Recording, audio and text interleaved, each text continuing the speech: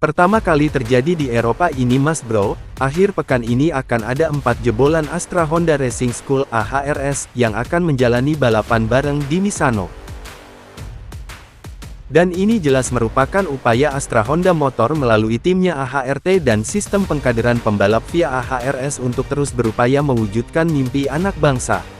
Dibina dari usia belia hingga siap berlaga di kancah balap dunia.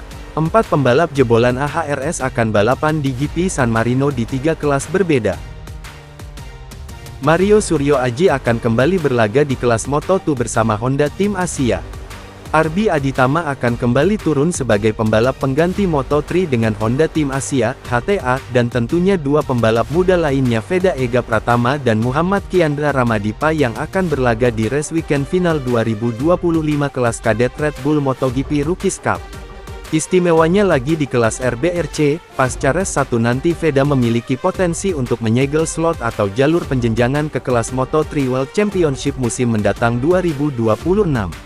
Ramadipa yang saat ini berada di klasemen 9 RBRC juga hanya berbeda sedikit dengan pembalap di posisi atasnya dan jelas berpotensi untuk mengakhiri musim debut 2025-nya lebih baik lagi. Bravo untuk pembalap Indonesia, semoga di balapan nanti mendapatkan hasil yang terbaik, bisa podium atau bahkan bisa juara. Amin.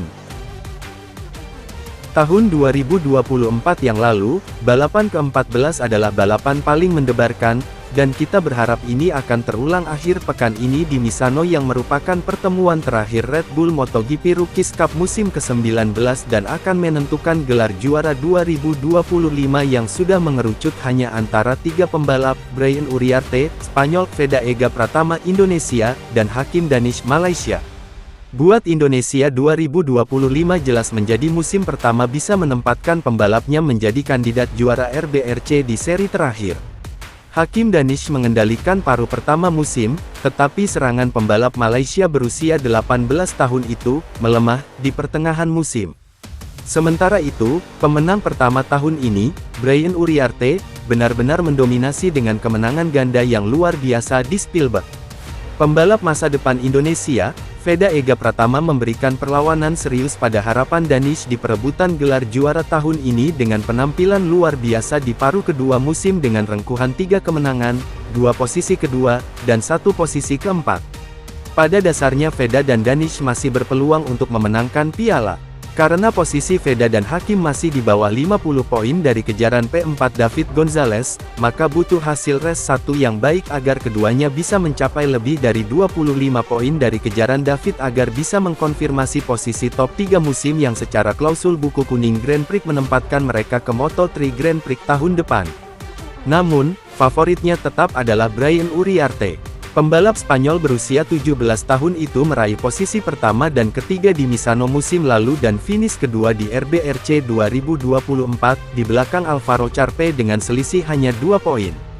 Sejak itu, Charpe telah meraih 3 podium di Grand Prix Moto3 sebagai pembalap pabrikan Red Bull KTM. Uriarte unggul 21 poin atas Pratama.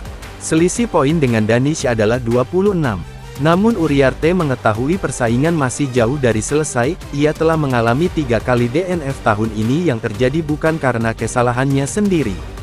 Brian Uriarte bisa mengunci gelar juara pasca race 1 jika poinnya bisa mencapai 25 poin atau lebih dari Veda Pratama dan Hakim Danish jelang race 2. Terima kasih telah menonton channel Depres GP, jangan lupa untuk like, share dan subscribe agar tidak ketinggalan informasi mengenai dunia balap. Terima kasih and matur nuwun.